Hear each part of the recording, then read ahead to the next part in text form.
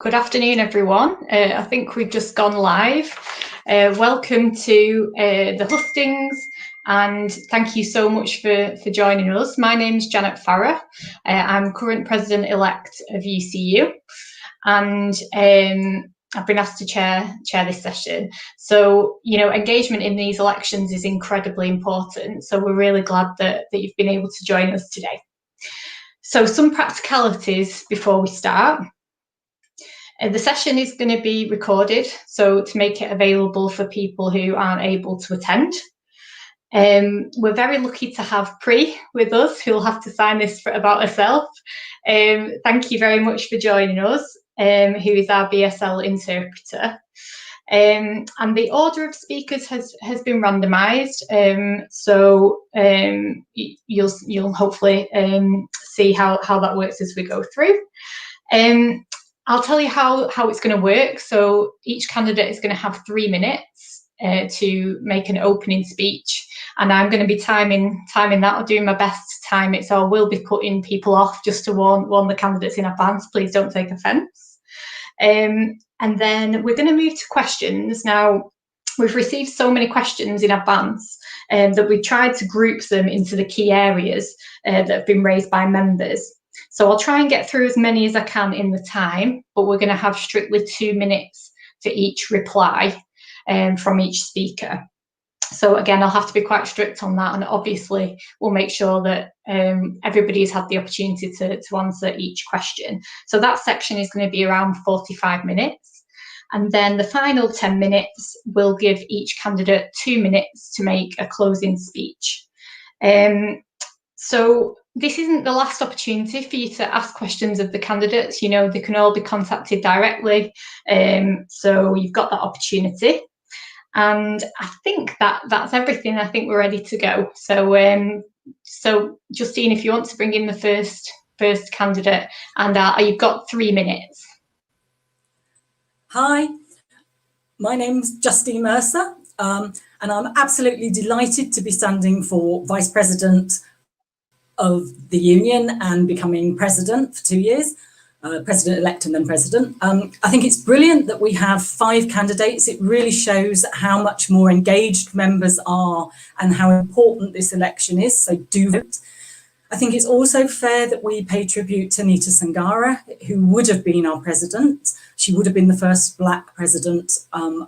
Sadly, she passed away, and that's why we are where we are now. I knew her in the West Midlands Regional Committee, which I'm also on. So I think I'm going to talk in 2 parts. This bit is going to be my vision for UCU, and in the 2 minutes at the end, I'm going to talk about why you should vote for me as the independent, knowledgeable, experienced candidate. My vision for UCU. We have a union for higher education, for further education, adult and community education, and prison education. And we are at a crossroads with the pandemic. It gives us an opportunity to build back better in a way that is more sustainable, more egalitarian, and more compassionate. But that's not going to happen unless we grow our membership, because the simple reason is the more members we have, the more leverage we have with employers, the more the impact of our actions makes a difference. So what will be my priorities? I want us to be inclusive and welcoming and to grow our membership. I want our priorities to reflect what happens in branches. Currently, I would say health and safety has to be the #1 priority because that affects all of us. It's the most deeply and widely felt issue for all of our members across all post-16 education. I also think an end to precarity. That is so important. I've been a precarious worker for 17 years, and I know what it's like to upend every year with young family because your contract wasn't renewed. We also need to end inequality to the extent that we see it in our day-to-day lives in a systemic way, particularly for our BAME colleagues and especially our disabled colleagues. I think COVID-19 has shone a harsh light on those kind of inequalities, but also given us an opportunity to see what is really possible in terms of reasonable accommodations. I think We also obviously need to be thinking about sustainable working practices that tackle the climate emergency. But for me, the number one priority, according to what branches tell me, currently is health and safety, and then precarious working.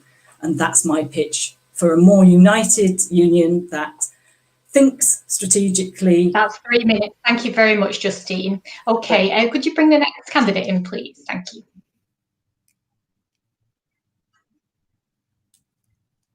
Go ahead when you're ready. Oh, lost him. Maybe I'll just sing you a song. For the best that I don't do that. Hopefully the candidate will be back here in a minute. Gotta love this technology. Foolproof.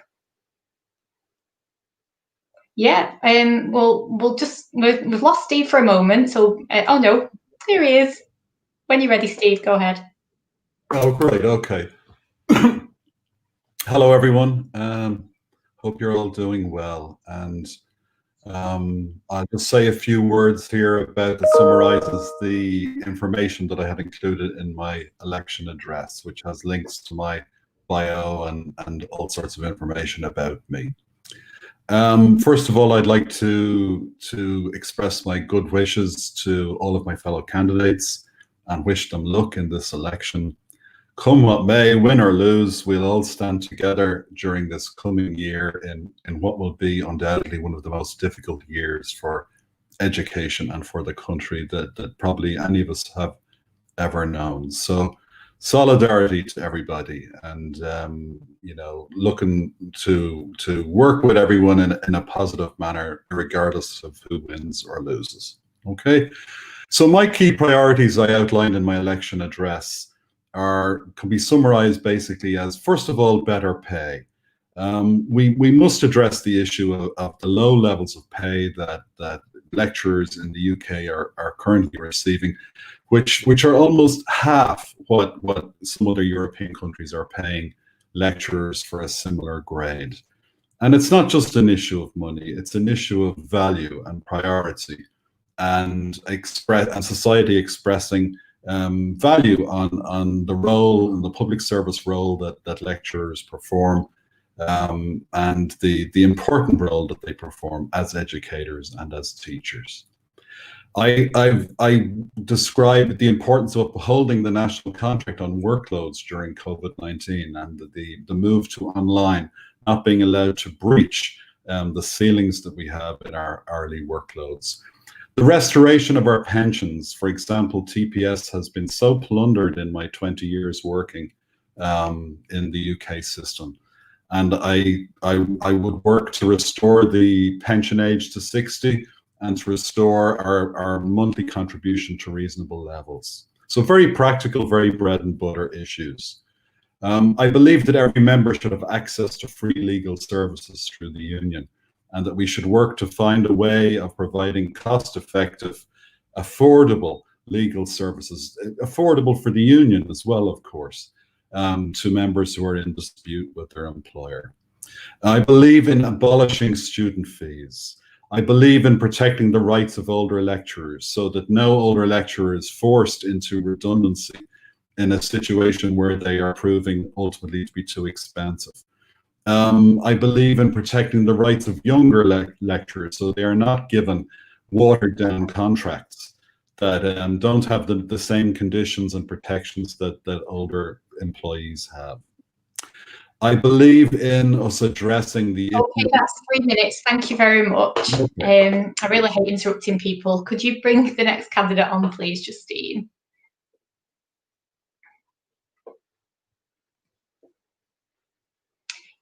You are still muted, Victoria, so if you unmute yourself and when you're ready. Hi, everybody. Hi, I'm Victoria, Dr. Victoria Shawonmi. So, okay, my 3 minutes. First of all, I'm really inspired to stand for election. Nita Sangria, who sadly died away last year. I mean, Nita would have been the first Black president, as I believe Justine's just mentioned, of our union. Now, myself and Nita were actually quite close. We didn't always agree politically, but our energy and commitment to equality and social justice was, unquestionable. and her belief that we stand up and fight for the things we believe in is a great model for Black women in the trade union movement. I think it's time that our union had a Black president and that we reflect diversity of the communities we represent. Equality has to be about more than rhetoric. It has to be about what we do in practice and about demonstrating a commitment to equality at every level. That includes the union leadership. So, okay, a little bit about me, very, very briefly. I've been involved with FE as a lecturer, senior lecturer in FE many years ago, also HE. I find that FE is is a Cinderella of the union and also of sectors, and I think there needs to be more done about that. I'm teaching in research and gender, race, class, and identity across sectors. Intersectionality is something I brought to the union before. Experience of short-term fractional contracts and lack of progression and promotion being a Black academic.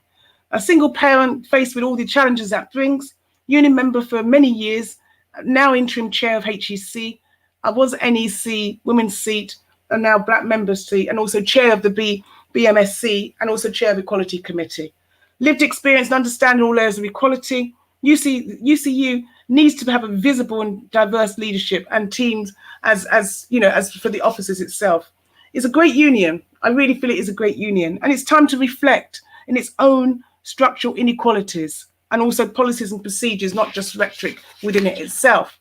Now, what do I want to achieve? I suppose what I want to achieve, say no one can please, everyone, and there's always disagreements, but we have to create a culture in which members feel included in decision-making and their voices are heard. To achieve this, we need a candidate who understands how the union operates both locally and nationally, and who brings experience, compassion, and commitment to every sector. We are more than USS dispute. We are the post-92s, FE, adult and community education and prison education. Nothing would make me prouder than the opportunity to be your vice president and to work with you in the interests of everyone. I really feel that this is something which I would welcome.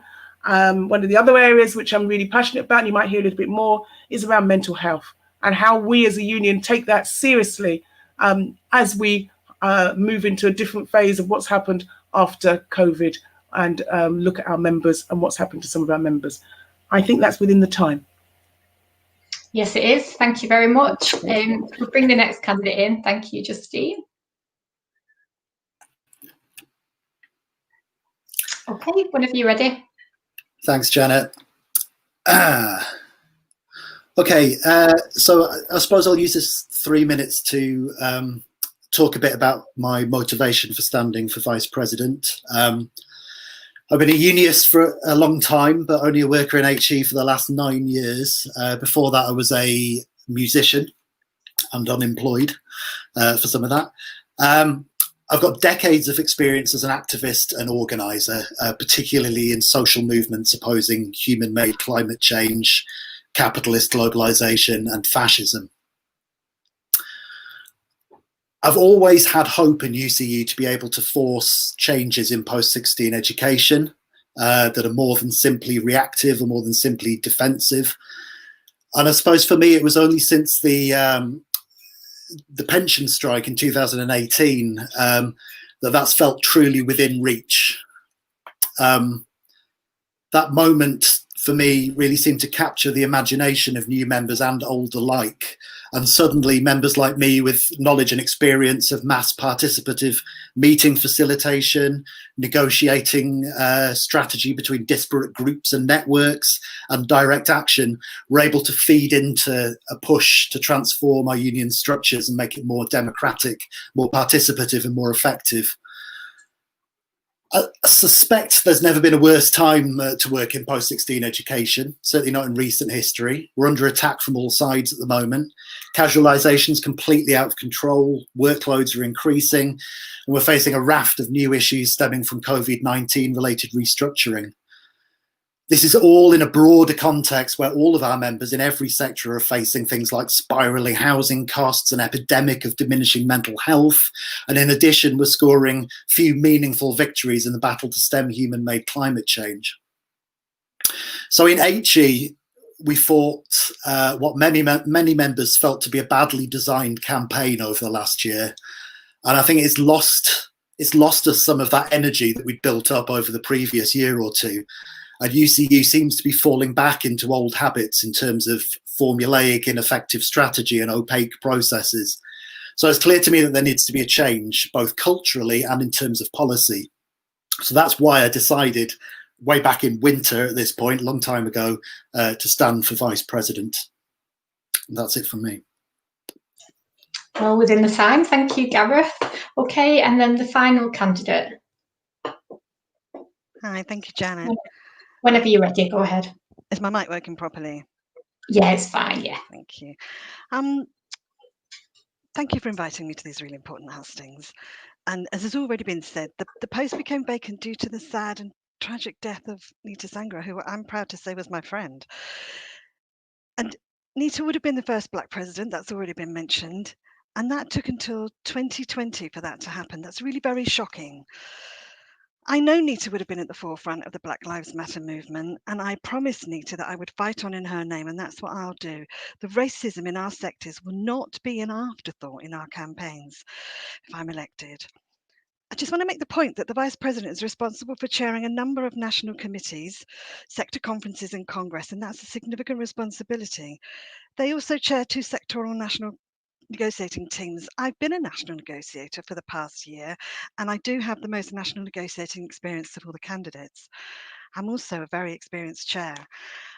And I know from chairing my own branch in the Southern Regional Committee how important it is to enable thorough and rigorous debates on the issues our members face and in the work that we do. I've done this successfully through some turbulent times in my regional committee and within UCU, and I pledge to continue that work. As Vice President, I would commit to make sure that FE is no longer treated as a forgotten sector in this union. It is not just a union. This has also been said. For pre-92 academics from England, we are prison educators, adult educators, post-92s, academic-related professional service and staff, and we work across 4 devolved nations. Like Gareth, I've been an activist for many years, and I've been an activist in UCU for 15 years, and I have been exasperated by various attempts at ridiculous industrial action strategies like 2-hour strikes, the odd day here and then. Who can forget being asked to strike over the summer? Actually, more recently, the industrial action strategies have become more substantial. And as a national negotiator, I believe we came very close to securing one of the best ever outcomes in our Full Fights campaign. We significantly moved the employers' representatives on equality pay claim workload and to extend, although nowhere near enough for casualised contracts. These pay-related matters have never been negotiated nationally, and the movement to that position was driven by all of you, every member who took industrial action. We also got them close to moving on pay, although again, nowhere near enough. The 4 fights for those who work in HE was and still is the fight of our lives. Our objective was to completely overhaul the sector. We've seen an end to we need to see an end to harmful casualised contracts. They're being misused in every institution. That won't come easily. We have taken industrial strike action. To get the win we want is going to take more than tokenistic creativity. We need a fighting union, and I would like the opportunity to speak later on relation to the strategy for the industrial action we took in 2019-20. Thank you for listening to me. Also within the time, thank you, Marion. Okay, so we're going to move on to the questions now, which, as I say, have been kind of grouped together in the key themes that we've had through. And each candidate has got 2 minutes to answer. And just so all the candidates are aware, I won't repeat any of the questions unless someone asks me, just so that it's completely fair. So I'll read it at the beginning, and if you want me to repeat it, please just say so. So the first question, and the first speaker is going to be Justine. What are currently the main areas of inequality and discrimination in our sectors, and how should UCU tackle them? Hi, right.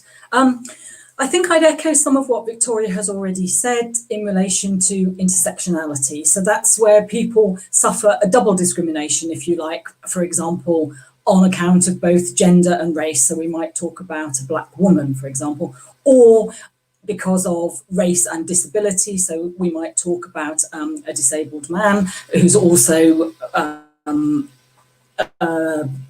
BAME. I think the issue is that we have to be anti-racist. It's not enough to just tinker around edges. It's not enough just to look at reading lists and, it has to be a more systemic anti-racist approach, and it has to be both in HE, of course, but particularly in FE. I was reading in FE Week yesterday that only 9% of leaders in English colleges identify as BME and 84% identify as white. We need to be tackling that in terms of the leadership of FE colleges and the leadership nearly as diverse as it should be. I think there's an opportunity for some media shaming here because of the way that reporting, particularly of pay gaps, has to happen now in terms of gender pay has to be reported. And we've got some good coverage from the BBC on this, and the press office at UCU has worked well on this. I think there's much, much more that needs to be done, though. It has to be that everybody in our union and in all our workplaces sees it as their responsibility to tackle it on a day-to-day basis. We've had some great, at Warwick, bystander training where you can intervene both individually and systemically when you see inequality. And I think that will work to complement standalone initiatives. That's 2 minutes. Thank you very much for that. Okay, the next speaker is Steve, although I'm hoping he's not got any technical issues. He couldn't hear us a minute ago. Can you hear us, Steve? I can, yes. Yeah, yes. Go ahead. Okay. So we have 2 minutes. Is that how this works? That's right, yeah. Okay, lovely. Well, I suppose, I mean, equality and discrimination are incredibly important central issues, particularly in a situation where we're entering a difficult economic environment and where there will be redundancy processes. And very often we think that you know, prejudice and discrimination are kind of resolved, but we see them resurface in a situation where it's necessary to select people for pools, for example, and redundancy pools, people who have to interview for their jobs again in this kind of environment that we're entering into now. So, I mean, for years I was a quality representative for the London region, and I'm a quality representative now for the Southern region. I spent last year on the TUC, representing UCU on the TUC LGBT committee. So I'm very concerned about these issues. I think that it's incredibly important that data be produced and analysed and upheld by the NEC that gives us the full equality profile in relation to the protected equality characteristics of all people who are hired, of all people who are promoted, of all people who are ring-fenced for redundancy or placed in redundancy pools, to ensure that any particular vulnerable group is not disproportionately affected.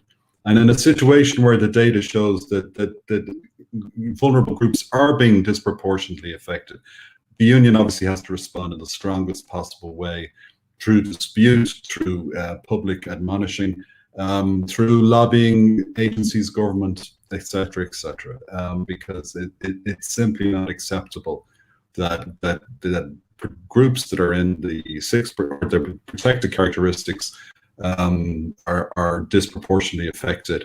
Okay, that's 2 minutes. Thank you, Steve. Okay, the next person is going to be Victoria. Hi, okay, thanks very much, Janet. So, yeah, as the question as it's asked, so let's look at the characteristics which we're dealing with at the moment. So if we start with LGBTQ plus as a one, we've got age, religion, race, gender, disability, and any others which I think which are important, which I may have missed at this present moment. Why have I mentioned those? Because I think how we deal with those is how we tackle some of the ones where we've got structural oppressive systems within our organization, and also within the organizations that the unions are actually staying with. I think we need to take them, we need to look at them locally and nationally and within the UCU itself at head office. We need to acknowledge that they exist and not pretend or deny. And I think that's one way forward. Using the lens of intersectionality is really important, but not as something like diversity where you're using it because it's like Smarties. Really understanding what intersectionality means and what that means in the context of the various Equality Act and what that means. Yes, leadership. What do we need to do within leadership? Leadership within UCU. How many black people we got in leadership in UCU? Let's start from there. Let's then look at what we're going to do locally in the branches. How are we going to tackle that?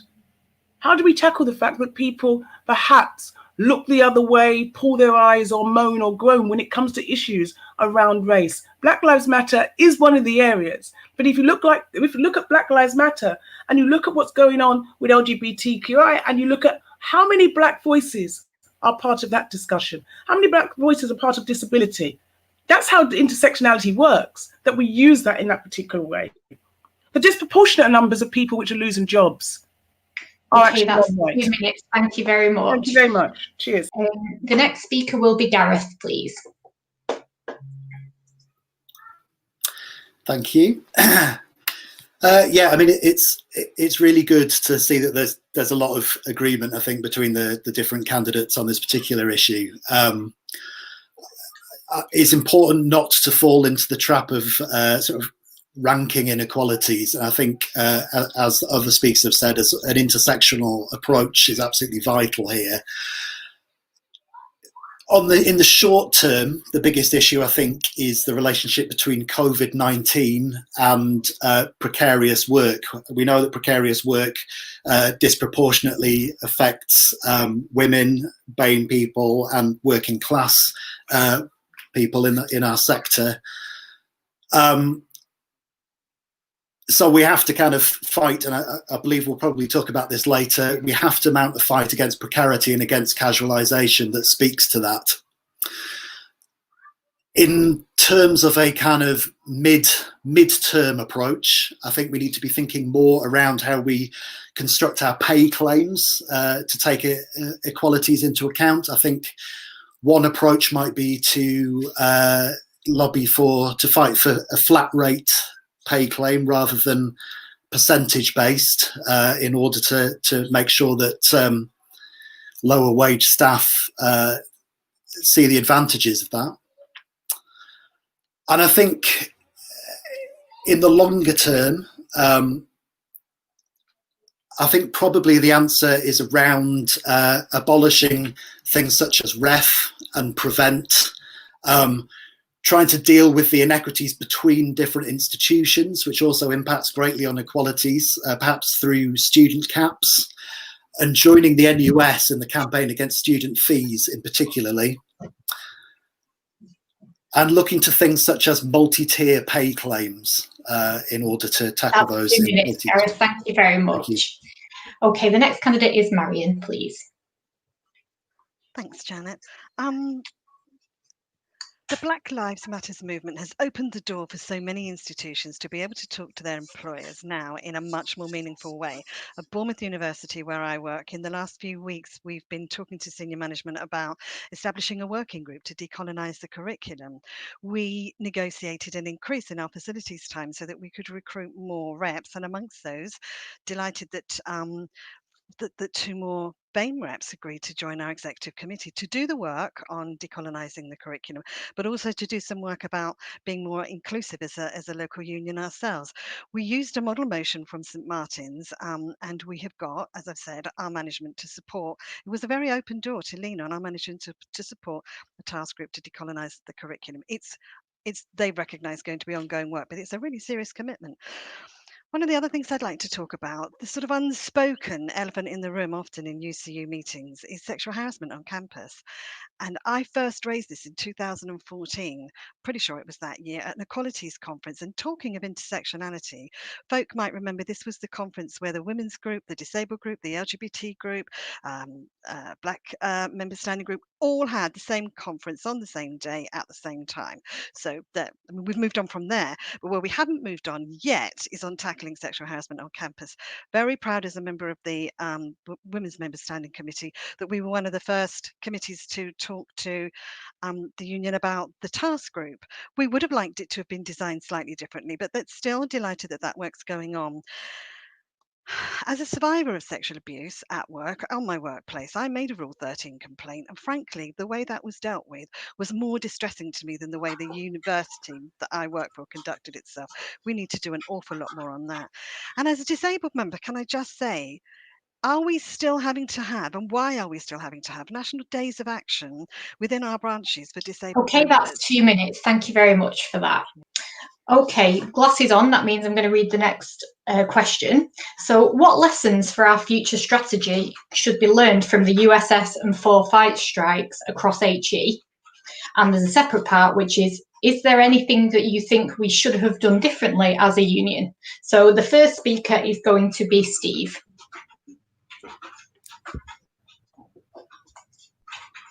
Okay, can you hear me okay? Yeah, go ahead.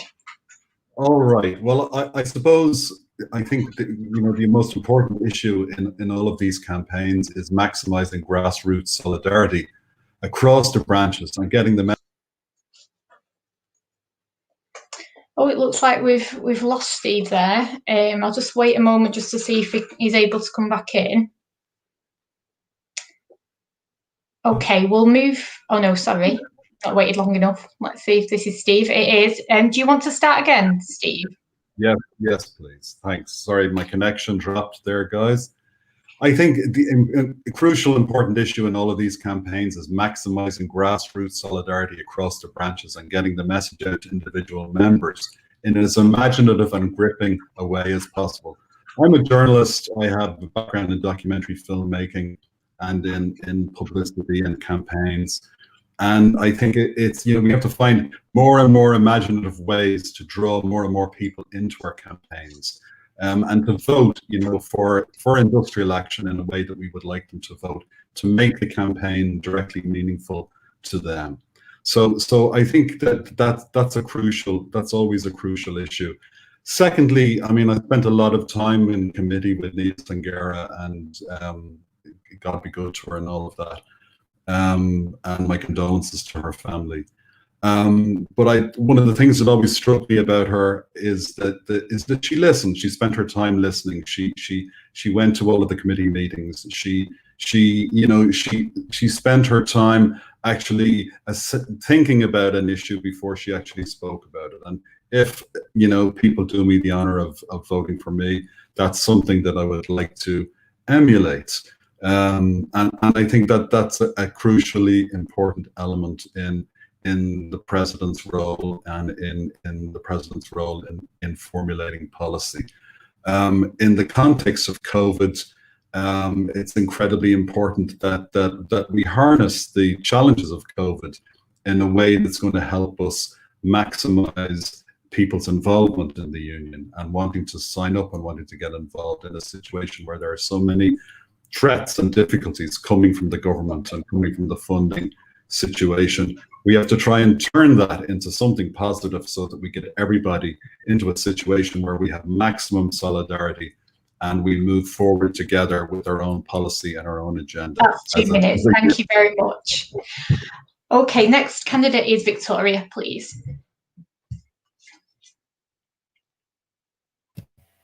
All right, thank you very much. So I think the first thing we need to say is that 2018 was a fantastic time. It was a really good area around our union. Membership was absolutely went through the roof. That included younger members really getting engaged. You could actually feel that the union was really kicking. They were really engaged with everything. And I think that was really important. 2019, I think there's lessons to be learnt with that. And I think strategically we can do things. We need to really reflect on that and see what we can do in a way forward. I think listening is really, really important, being able to listen and always keep our members on board. We do need to continue to consult. We do need to listen and we need to consult again. I think that's really important. We also need to remember that marginalized groups, whether we're talking within our union members, whether it's FE, HE, whether it's adult ed, prison, we're not all paid the same. Many people which you think are on high wages are actually on hand to mouth, and I think that's really important. And I think we missed that this time round. And I think so. What I'm saying is one of the things we need to do as we develop strategy going forward is to listen, consult, and listen again. and bring our marginalised groups and really hear what the marginalised groups are saying about where they're at as members of our union. I think that's what I want to say on that, and I'll come back to that. And one last thing, if I've got a second, is I did mention something like this at the UEA meeting, which I recently was involved with, and I put on the table about race and how they were going to consider this as one of the softer offers around Black Lives Matters, and how the students... That's 2 minutes. Thank you very much. Thank you. So next candidate is Gareth, please. Oh, yeah. Yeah, I mean, I think the way that our work is organised now is already very different to the way that it was organised when we took the action last year, well, this year and last year. So I think to some extent, the lessons that we can draw from that are limited in a way, because we're in a new situation, and that's how we need to approach any future action around this. I mean, one of the challenges is that we have previously relied, I think, to quite a large extent on precariously employed staff, teaching staff withdrawing their labour by cancelling teaching events, and that's where a lot of the leverage has come from. We're seeing asynchronous and pre-recorded teaching rolled out across HE. That strategy isn't going to be effective, or isn't going to be as effective as it has been previously. So we're going to need to get very creative about ASOS. I think in particular, we need to expand our understanding and our imaginary of what ASOS can be beyond working to contract. And where we are thinking about working to contract, I think even that we should be doing slightly differently. We could, for example, pour resources into building participation in certain key areas which constitute pinch points, and build leverage that way. I think we probably need to try targeting branding and reputation. That seems to be something that remains weak even in our current working situation, and something that we can have an impact on. I also think it would be useful for UCU to be helping members to intervene in, if not take over, the governance structures of their universities. There's much more we can do around that. There's much more advice we can give, much more we can talk about there. Okay, thank you very much. Next speaker is Justine, please. Hi, thanks. So I completely agree with many of the things that the previous candidates have said. When Victoria talked about the strike in 2018, I was picket captain in 2016 and 2018, and the difference was just incredible. If you weren't at the somewhat moribund pickets in 2016, you wouldn't have believed the difference. It was utterly brilliant, absolutely, and there was a momentum to it. But I also agree that I think in the 2019/20, we didn't bring members with us to quite the same extent, and we didn't have that building more and more to leverage more and more with our employers. Joe Grady has written a paper that came out a couple of days ago, and I think there are some good points in there around we had a disaggregated ballot. So that meant that effectively in terms of the branches for the USS, there were 2/3, great, but for the 4 fights, there was only 1/3 of the branches. And that meant that although we had some of the biggest branches out, at UCU, there wasn't the same pressure because the VCs in 2/3 of the branches weren't feeling the heat. I also think we need to be using every tool in the shed, and I'd endorse what I think Gareth said about TEF and REF, for example, and external examining. We can use other ways, more creative ASOS and things around the edges that we do out of goodwill, that we can bring.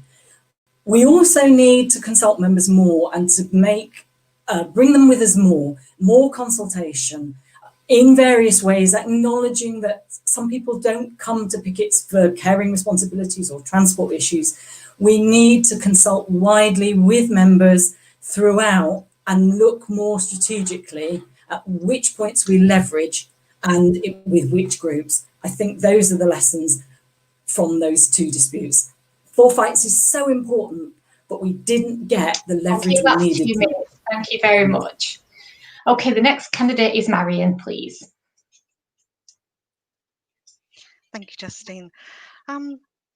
it's important that we recognise that all of the strategies need to be directed by our members. We need to include them and we need to bring them with us.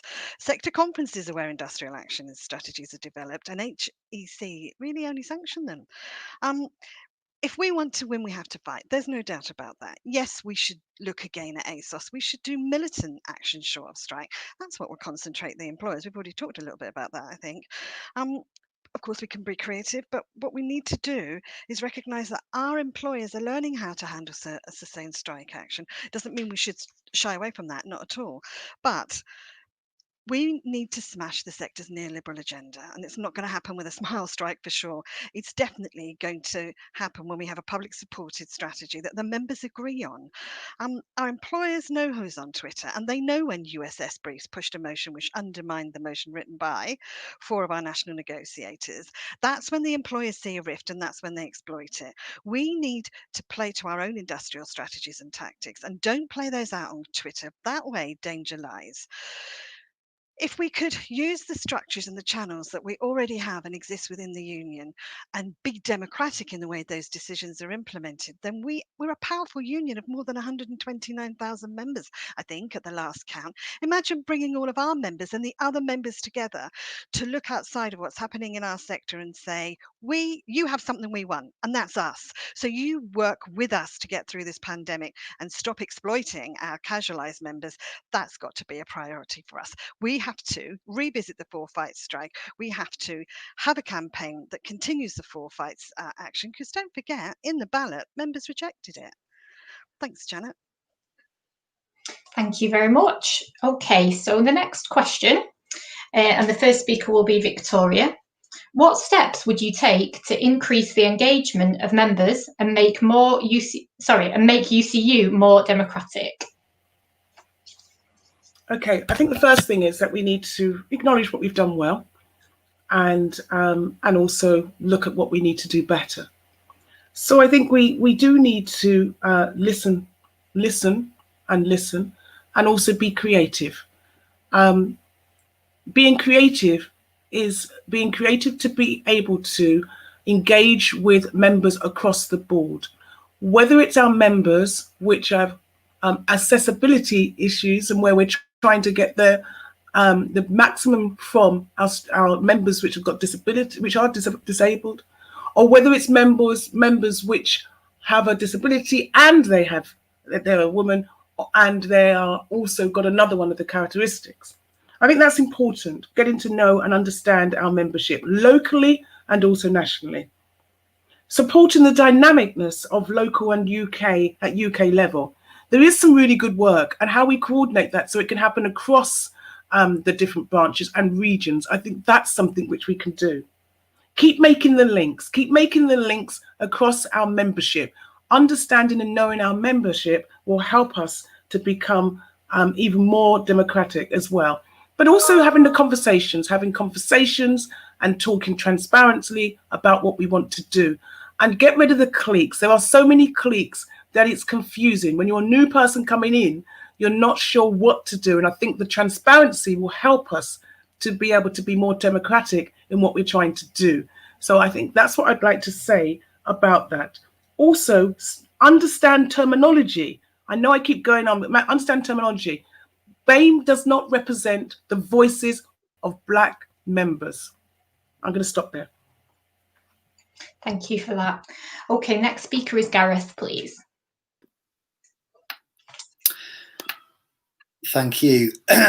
Yeah, I mean, I think in terms of engagement, I think the first thing that would be really useful would be a much clearer, much more kind of collectively negotiated vision of the future, essentially. I think members need something to fight for as well as something to fight against. Funding the Future has been a fantastic project. I've been really impressed by that so far, but that's very much about now. Despite the use of the word future, it's very much about now. And I think we need a process around a further future so we can see what education could be further along the line. More concretely, perhaps, I think we need more consultation with members on the form and strategy of our industrial action. each time we have a successful ballot. This is perhaps something we could do through expansion of the task force model to make use of our members' expertise a little bit more. And I think very important is that we take measures to make our executive structures fully transparent. So I would favour live streaming of executive committee meetings where confidentiality allows that.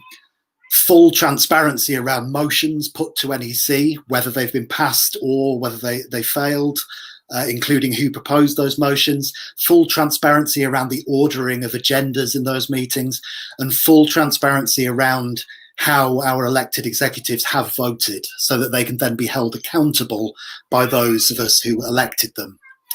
I think understanding those structures, making those more transparent, would have a marked effect on a member's ability to participate in those decision-making processes. Thank you for that. Next speaker is Justine, please. Hi. So I think I may be unique amongst the candidates in coming to trade unionism quite late in life. And for a long time, I wasn't part of a trade union and I didn't see the benefits. And I think this helps me connect with people who keep their membership quiet or who see unions not necessarily as the force for good that I now know they are. And in my manifesto, I talked about speaking on behalf of those with the quietest voices. And I think we need to make sure that all of our personal actions are inclusive and that collectively in branches and branch committees especially, we're as inclusive and welcoming as possible. I think we need to engage workplace reps. So in small units, maybe there are 20 people on a corridor or in a department, and there will be a workplace rep that day in, day out, not in an aggressive way, maybe wearing, one of the beanies, talks to people and shows in a way there is more to unions than strikes, which are very, very important, but they're not the only way that we can engage with people, and they can be intimidating. And workplace reps are, I think, a day in, day out reminder of the good that we do. I think we need branch committees that are as inclusive as possible and that work together and get behind a common idea and don't proliferate around their differences.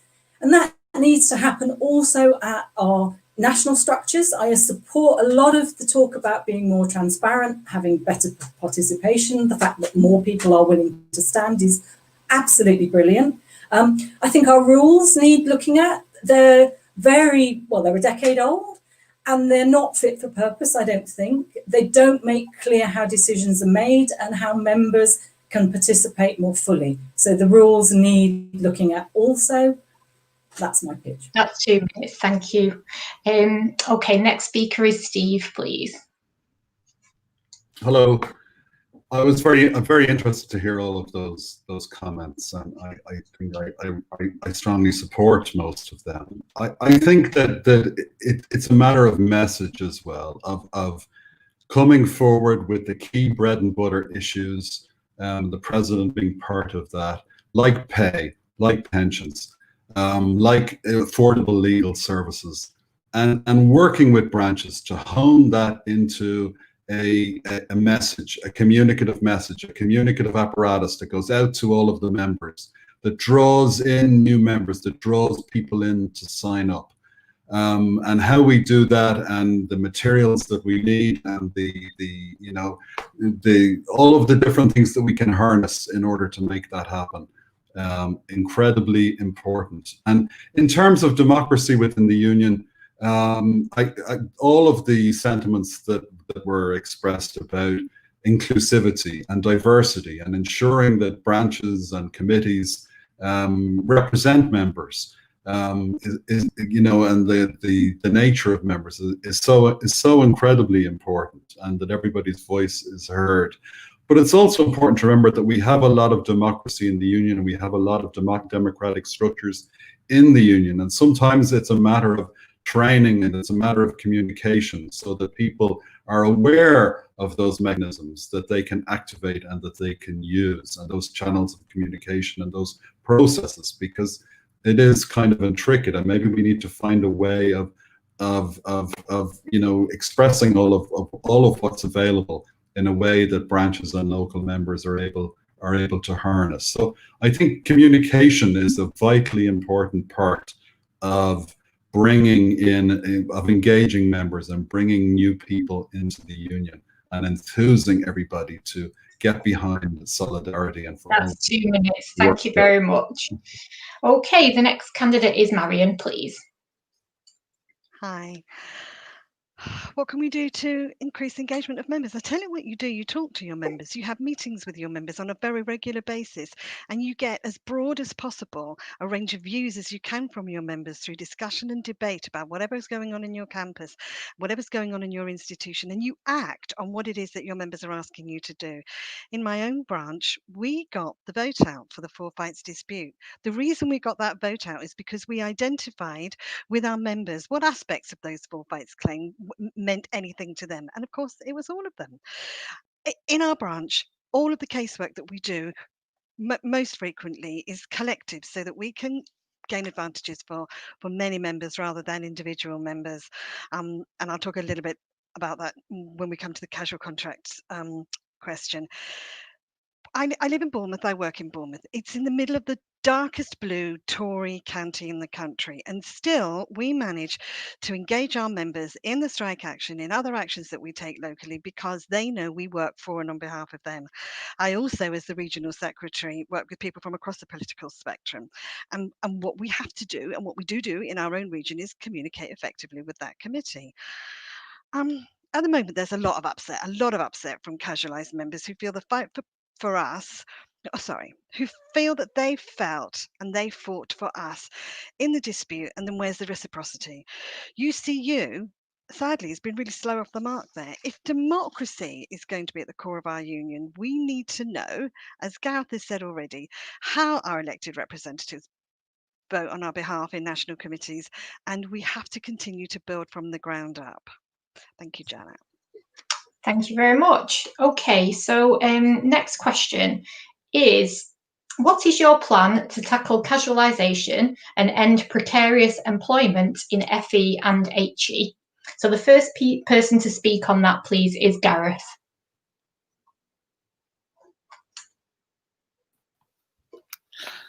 I mean, I think in some ways it comes back to a sort of similar issue to what we've just spoken about. In that I think we need a very clear vision, essentially, of who makes the university, who makes the college, a vision of investing in the future, and an understanding of who bears the risk in those situations. And to shift that kind of risk-bearing role from the individual member of staff back onto the institution, or onto the institution. We've bought into a particular funding model. I mean, maybe not us as individual members, but our institutions have bought into a particular funding model, and we should be pushing an alternative to that. So a small thing that we could do, I think, is put pressure onto funding bodies to take a different approach to funding applications in terms of how that relates to precarious and casual staff. For example, refusing to issue funding on contracts for under 12 months, by which I mean not contracts that only last for 12 months, I mean kind of 10 month as opposed to 12-month ongoing contracts. I also think, I mentioned this earlier, but I do think an element of student control, student caps, would bring about more, would make the situation more equitable across institutions. That will make a difference to the extent to which casualisation tends to be concentrated disproportionately in traditionally working class universities and in working class colleges. And I think also there probably needs to be some degree of reckoning, some degree of acknowledgement around the degree to which our own members, people that we work with, do benefit from precarious employment, do benefit from having precarious staff doing work. Thank you very much. Okay, the next speaker will be Justine, please.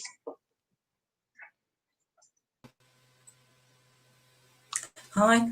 So I'd echo quite a lot of what Gareth has said. On my blog, I've written about the way that Warwick UCU defeated Teach Hire, which was effectively a unitemps for teaching staff. And I think that experience of actually a big win in relation to casualisation has some useful lessons about the way that you build strategic alliances.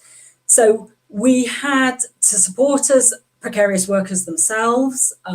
In some departments, for example, 22 out of 23 of the precarious workers said they would not do the work the following year. We had great support from securely employed members.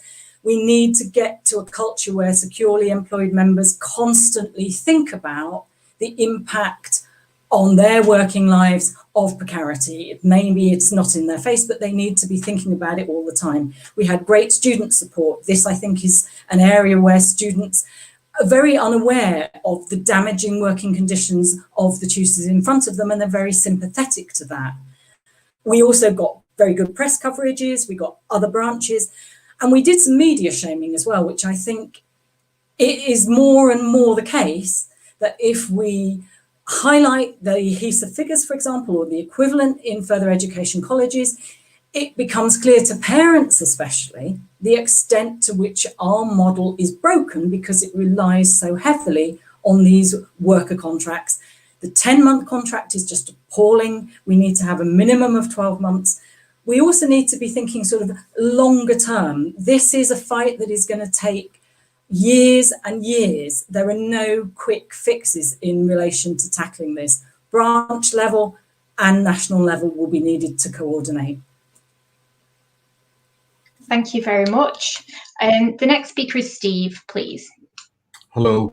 I mean, 46% of universities and 60% of colleges use 0 hours contracts to deliver teaching, which is really a disgrace. And I think that, you know, how do we combat that?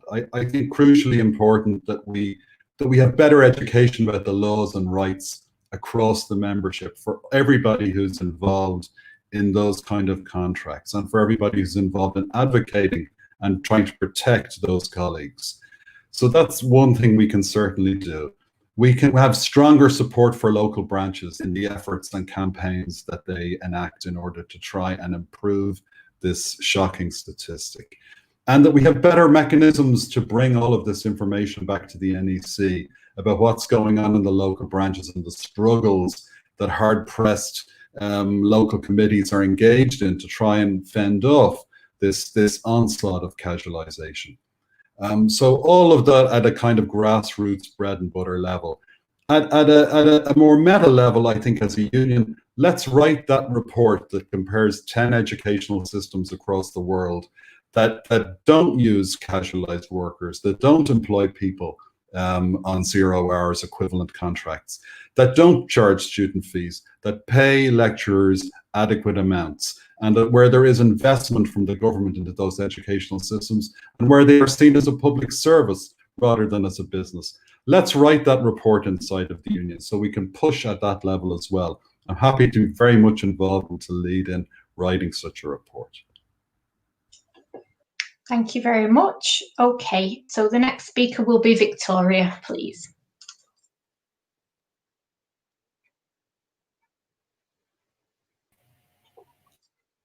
Okay, right. Thank you very much. Okay, so I mean, I think the first thing to say really is that Four Fights has really forced employers to recognise casualisation, and is important as an important issue, and I think that's really good to say. But the practice varies enormously across the sector, really. And our next stage really is to look at the campaigns locally and nationally. Let's move very briefly or quickly or swiftly, whichever way you want to use, onto COVID-19. This means what's happened now is that we need to think differently. We need to develop new ways of working, including smaller classes, distribution of work, and also amongst our greater number of staff. We shouldn't be actually reducing staff levels now. We need to increase them because of what's actually taken place. We run the risk of actually losing an entire generation of colleagues, but we know the value that post-16 education brings, and its importance to the local economy. So we need employers to fractionalize, we need fractionalize staff on insecure contracts. We need that to be sorted so people feel secure, to be able to have their skills recognized throughout what they're doing within the establishment. We also need to, acknowledge what's happened with FE and the Part 2 pay claim in localizing issues, but keeping them linked to national policy. And that has really, really worked. We need to continue to keep ensuring that the casualisation and precarious contracts, which has been happening to people, is kept on the agenda for the universities, further education, adult education, and prison. That's what we need to do, and that's what I'd like to be involved with. Thank you. Thank you for that. Okay, the final speaker is Marion, please.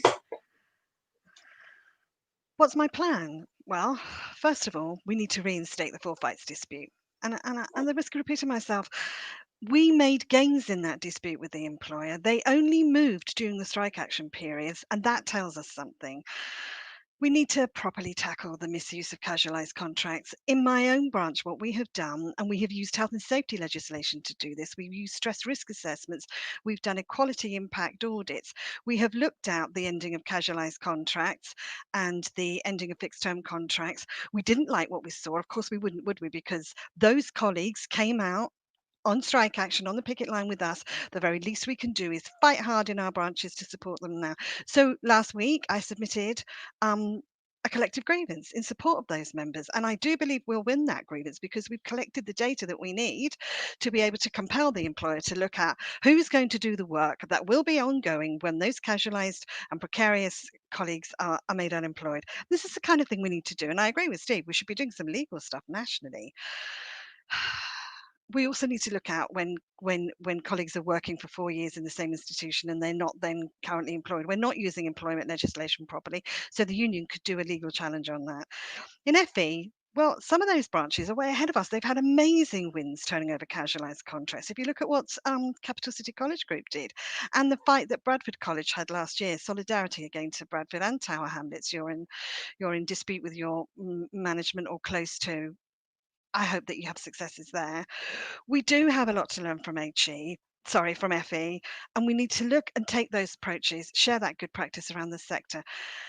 And can I just say finally, it's time we ended this situation where FE is the poor relation in HE. Those colleagues in those branches pay their subscription dues the same as anybody else does.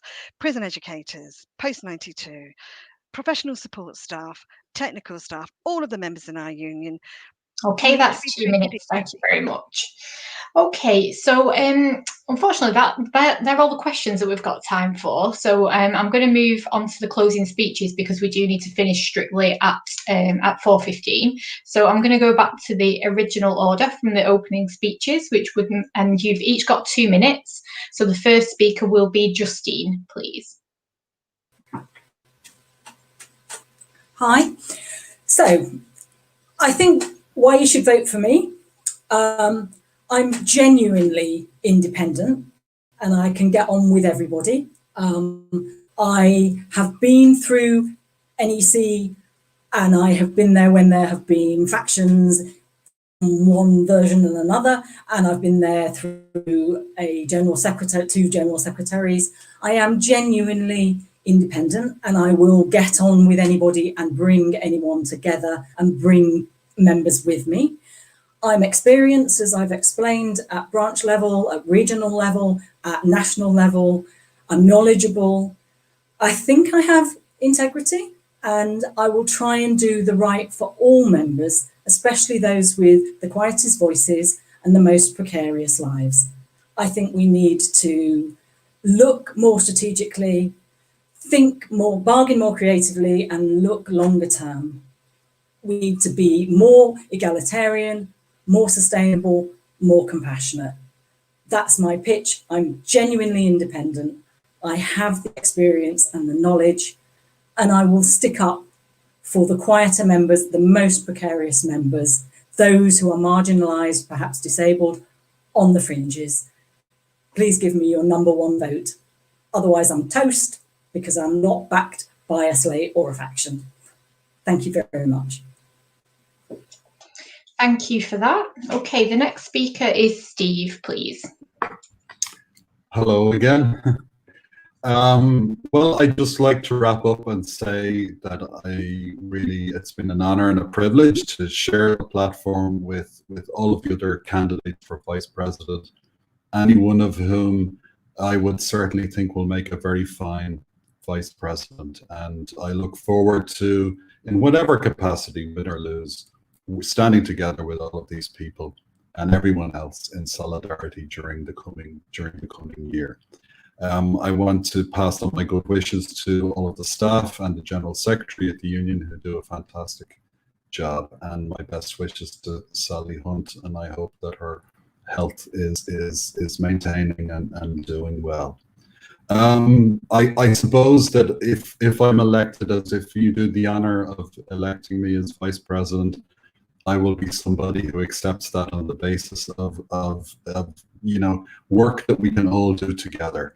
Somebody who listens, somebody who will put mechanisms in place to ensure that there is solidarity, that there is healing, that there is bridge building, and that we really focus on a lot of bread and butter issues like pay and pensions and equality, and at the same time develop policy and strategy and research reports that we can use to lobby government and affect the shape of education in the UK into perpetuity.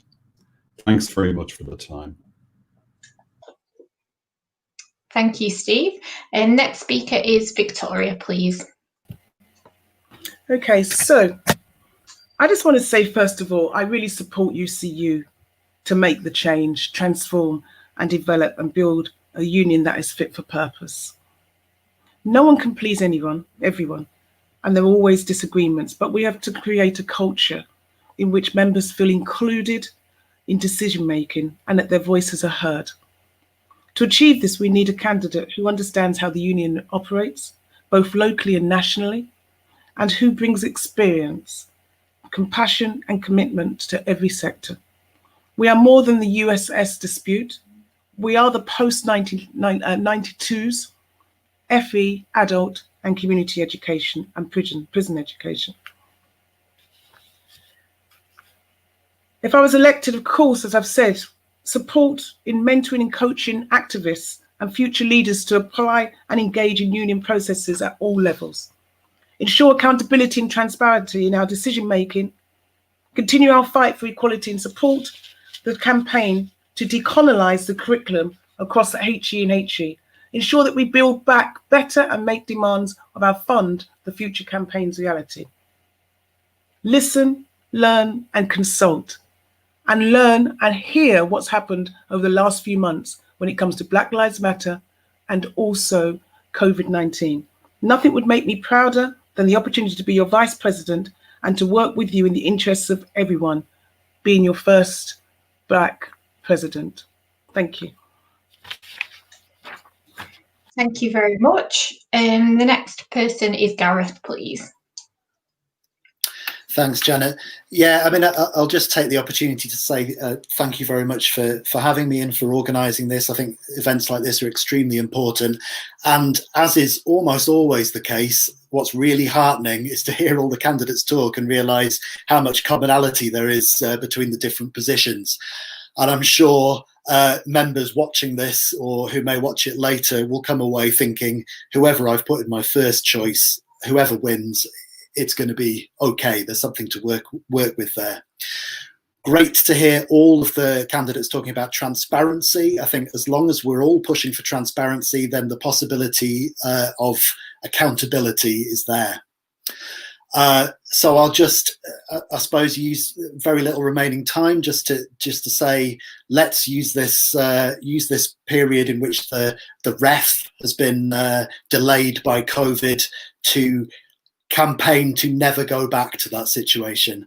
And let's try and put climate change at the forefront of our action on our campuses and in our union, irrespective of who ends up as vice president, president, etc. of our union.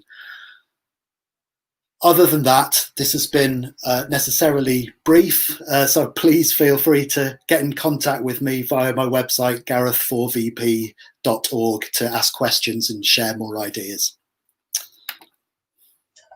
Okay, thank you very much. The final candidate is Marion, please. Thank you, Janet. Look, we know that the global pandemic has exposed the weakness of the marketisation in higher education. It's deeply problematic for us all. What we need is a union that's organised nationally across all of the post-16 sectors to defend our terms and our conditions and our jobs.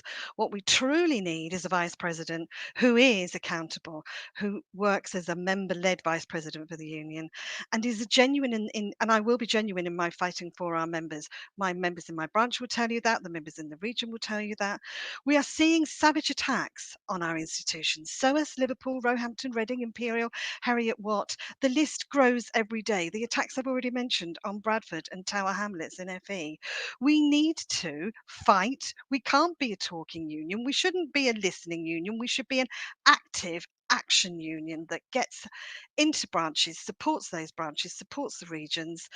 Our union has to be fully inclusive. So many people tell us that they feel left out, and that's wrong. And I will commit to being sure that every member and every branch and every sector is treated equally if I'm elected as the VP. We're about to enter a really rocky period in post-16 education. I do not agree with one-way communications. I would have preferred that this hustings allowed members and people attending to ask us questions as we went through. I always listen directly to my members, and I will challenge the leadership if it's necessary.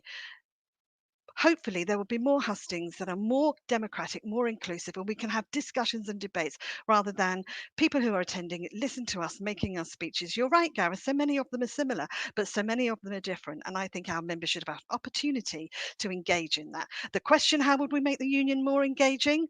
Let's do that. Let's have genuine hustings where people can talk, ask and answer questions. That's what I would like to see. And I thank you all very much for joining this hustings today. You've given up time on what was originally supposed to be one of the hottest days of the year. Don't know what the weather's like where you are, but where I am, I don't so much mind being stuck in my dining room now talking to members because I think that's 2 minutes. Thank you very much. Okay, so I don't think I've ever finished anything early in my entire life. I was in a little bit of a trance there with that stopwatch. So thank you so much to all of the candidates for their speeches and for their answers to the questions, and for giving all of the members the opportunity to listen to what you had to say and what your main priorities are.